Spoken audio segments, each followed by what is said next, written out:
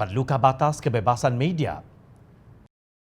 Baru saja Malaysia dipuji oleh Reporters Without Borders atau RSF bahawa negara ini menduduki tempat ke-101 global dalam Indeks Kebebasan Akhbar Dunia 2020. Menurut RSF, Malaysia mencatat kenaikan terbesar di antara 180 negara, meningkat sebanyak 22 tempat, diikuti oleh Maldives yang melonjak 19 tempat ke kedudukan ke-79. Skor Malaysia turun 3.62 mata kepada 33.12 mata pada tahun 2020.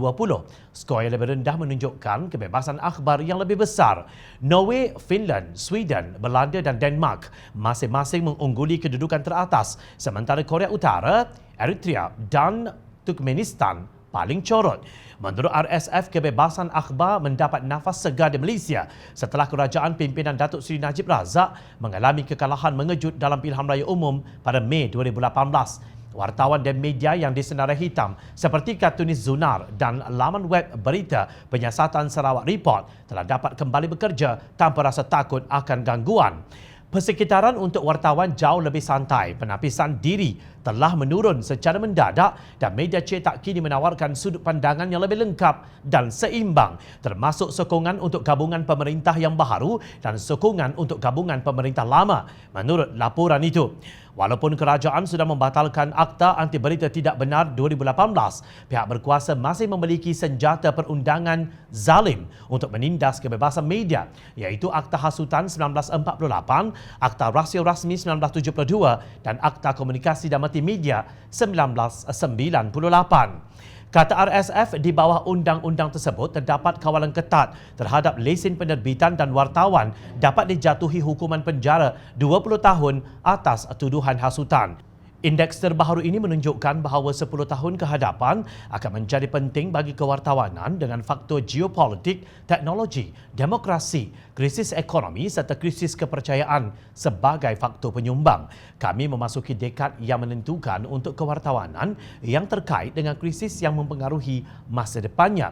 Pandemik COVID-19 menggambarkan faktor negatif yang mengancam hak untuk mendapatkan maklumat yang boleh dipercayai dan itu sendiri merupakan faktor yang memburukkan lagi, kata Setiausaha Jeneral RSF Christophe Deloire.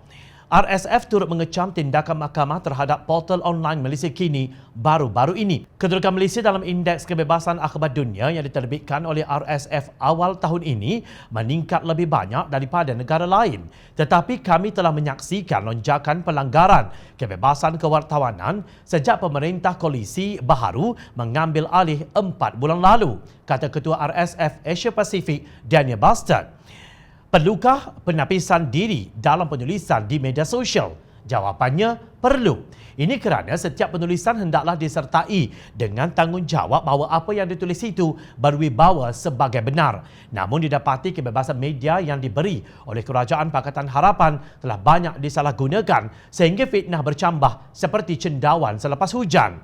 Fitnah yang melampau ini akhirnya menjadi salah satu daripada punca mengapa sokongan terhadap Kerajaan Pakatan Harapan mula merosot sehingga ia kalah di beberapa pilihan raya kecil seperti dalam Dewan Undangan Negeri Semenyih dan Parlimen Tanjung Piai.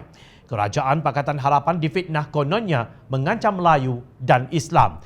Namun setelah Perikatan Nasional merampas kuasa melalui tebuk atap, kita dapati kilang arak masih beroperasi. Syarikat judi tidak juga ditutup. Kegiatan LGBT masih berleluasa. Kelab malam terus dibuka dan pemandu mabuk masih berkeliaran di jalan raya.